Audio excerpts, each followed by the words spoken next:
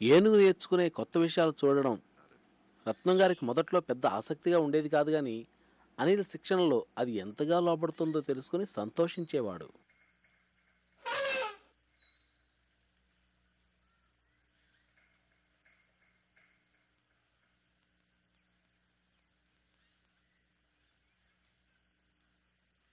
ఒకప్పుడు స్కూల్లో ఎంతో తెలివైన విద్యార్థిగా ఉన్న అనిల్ ఇప్పుడు చదువంటే ఆసక్తి కోల్పోయాడు. గంటల తరబడి కూర్చుని రాజా కోసమే ఆలోచిస్తూ ఉంటున్నాడు. రాజా ఎంత మంచి ఏనుగు, అది నాది కాకపోవడం చాలా దారుణం అనుకుంటున్నాడు.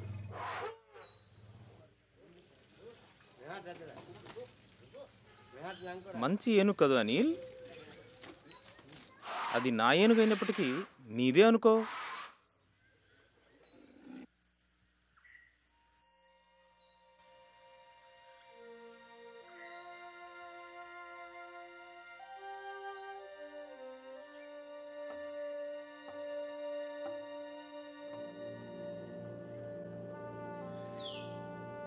ఈరోజు నేను గమనించాను. రాజాకి చాలా విషయాలు నేర్పించావే. రత్నం గారు కొంతమందితో మాట్లాడుతూ తోటలో ఉన్న అన్ని ఏనుగుల్లో రాజా చాలా మంచిదని చెప్పడం నేను విన్నాను. రాజా ఏమో నాది, అది నాకు దొరికింది. కాదనిల్, రాజా నీది కాదు, రాజా రత్నం గారిదే. నీ స్కూల్ సంగతి ఏంటి?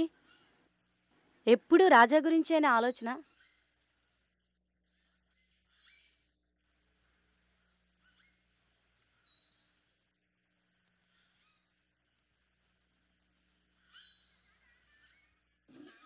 ఏనుగుతో అనిల్ ఆడుకోవడం చూసిన ఒక ఆయన, కొంతమంది పర్యాటకుల్ని తోటలోకి తీసుకురావచ్చా అని రత్నం గారిని అడిగాడు. అనాలోచనగా సరే అన్నాడు ఆయన. రోజురోజుకు అనిల్ రాజాల మధ్య స్నేహం బలపడుతూ వచ్చింది. కొన్నిసార్లు ఏనుగు మీద అడవిలో తిరుగుతూ అలా చాలా దూరం వెళ్ళిపోయి ఇక ఎప్పటికీ వెనక్కు రాకూడదనుకునేవాడు అనిల్. అయితే అనిల్ తన కుటుంబాన్ని ఎక్కువగా ప్రేమించడం వల్ల నిజంగా అలా పారిపోలేకపోయాడు. తల్లిదండ్రులు, చెల్లి, ప్రభు అయిన యేసుక్రీస్తుకు తమ హృదయాలను తెరచినట్లుగా తాను ఎప్పుడూ తెరవలేదు. అయితే అనిల్కి ఒక విషయం బాగా తెలుసు. ప్రజలు స్వార్థపరులై ఒకరినొకరు అసహించుకుంటూ వారిలో దేవుని ప్రేమ లేనప్పుడు వారి జీవితాల్లో ఆ లోటు బాగా కనిపిస్తుంది.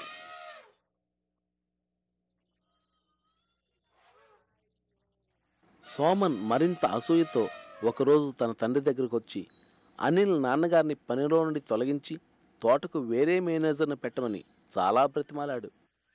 రత్నం గారు తన కొడుకును సంతోషపెట్టడానికి ఆయన ఏమైనా చేయగలరు, కానీ ఈ కోరిక తీర్చడం చాలా కష్టం. రత్నం గారు సోమన్కు కొన్ని విషయాలు చెప్పారు. ఒకసారి డబ్బు లెక్క పెట్టే సమయంలో చాలా పెద్ద పొరపాటు జరిగినప్పుడు అనిల్ తండ్రి ఆ పొరపాటును అడ్డు పెట్టుకుని ఆ డబ్బంతా దాచేయచ్చు, కానీ అలా చేయకుండా రత్నం గారికి ఆ విషయాన్ని తెలియజేశాడు. మరొక విషయం, అనిల్ నాన్నగారు తోట పని వారిని బాగా అదుపులో ఉంచగలడు. ఎప్పుడైనా పని వాళ్ళలో ఏదైనా సమస్య వచ్చినప్పుడు వాళ్ళను శాంతపరిచి మళ్ళీ పని చేయించేవాడు. ఈ దేశంలో ఉన్న మొత్తం తోట మేనేజర్లలో అనిల్ నాన్నగారే ఉత్తమమైన మేనేజర్ అనడానికి సందేహం లేదు. ఆయన చాలా మంచి వ్యక్తి. ఆయన ఉండాలి. ఆయన్ని మార్చడం అసాధ్యం కాకపోయినా అది చాలా కష్టమైన పని.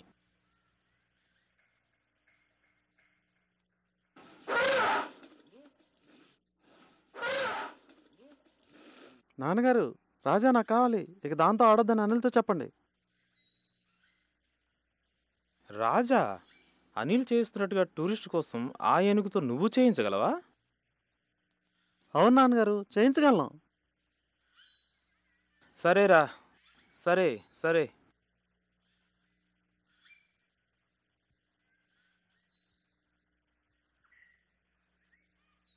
అనిల్, రాజాను వదిలిపో, మా నాన్నగారు చెప్పారు.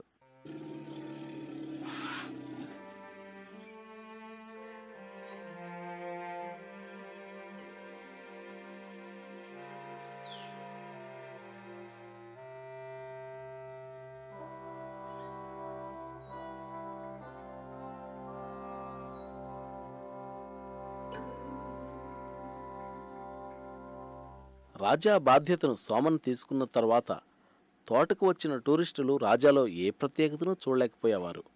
అది మామూలు ఏనుగులా కనిపించేది. గమ్మత్తైన పనులేవి చేసేది కాదు. ఒకరోజు రాజా చాలా విసిగిపోయి సోమన్ను పైకెత్తి ఇక కిందకు వదలలేదు. అనిల్, అనిల్, త్వరగా వచ్చి సోమన్ని విడిపించు.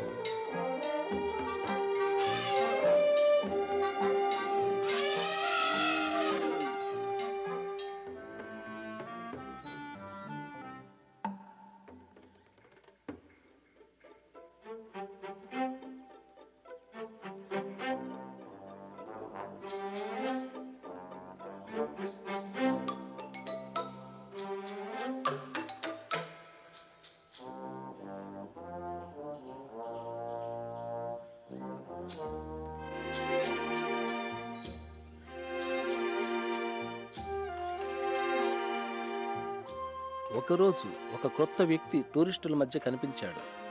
అనిల్ అతన్ని గమనించలేదు. సోమన్ హృదయంలో అసూయ ఎలా ఉందో అలాగే అనిల్ హృదయంలో గర్వం చోటు చేసుకుంది. రత్నం గారికి తన అవసరం చాలా ఉందని అనిల్కి తెలుసు. తోటలో ఎవరు ముఖ్యమో సోమన్కు నిజంగా చూపించాల్సిన తరుణం ఇదేనని నిర్ణయించుకున్నాడు అనిల్.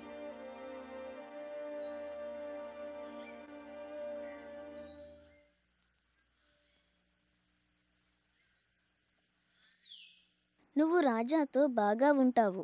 అది నీకున్న తలాంతు. తలాంతులు దేవుడిచ్చే బహుమానాలు.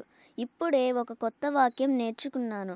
దేవుడు అహంకారులను గద్దించి దీనులకు కృప అనుగ్రహించును. గర్వం అనేది పాపం. ఇతరులను ద్వేషించడం పాపం. మనకు కీడు చేసిన వారిని కూడా ద్వేషించకూడదు.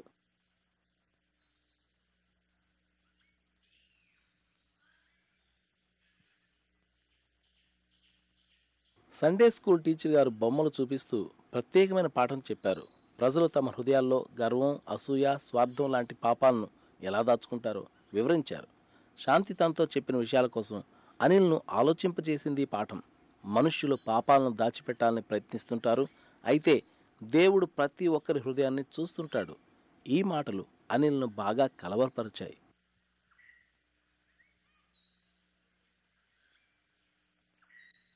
అమ్మా, రత్నం గారికి రాజా చాలా లాభం తెస్తుంది.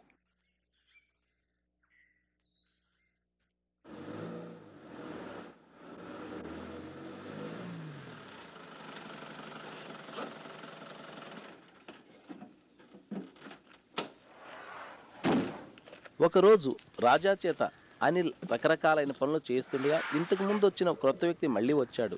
ప్రఖ్యాత జర్మనీ జంతు ప్రదర్శనశాల నుండి ఆయన వచ్చాడు. ఆయన ప్రత్యేకంగా శిక్షణ పొందిన జంతువుల కోసం వెతుకుతున్నాడు. రాజాకు వచ్చి విన్నాడు ఆయన.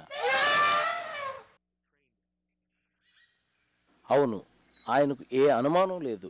ఈ ఏనుగు జంతు ప్రదర్శనశాలకు పెద్ద ఆకర్షణగా ఉంటుంది. కాబట్టి ఆయన రత్నం గారికి ఎక్కువ మొత్తం ఇస్తానన్నాడు. కొద్ది క్షణాల్లోనే రత్నం గారు రాజా నమ్మడానికి ఒప్పుకున్నారు.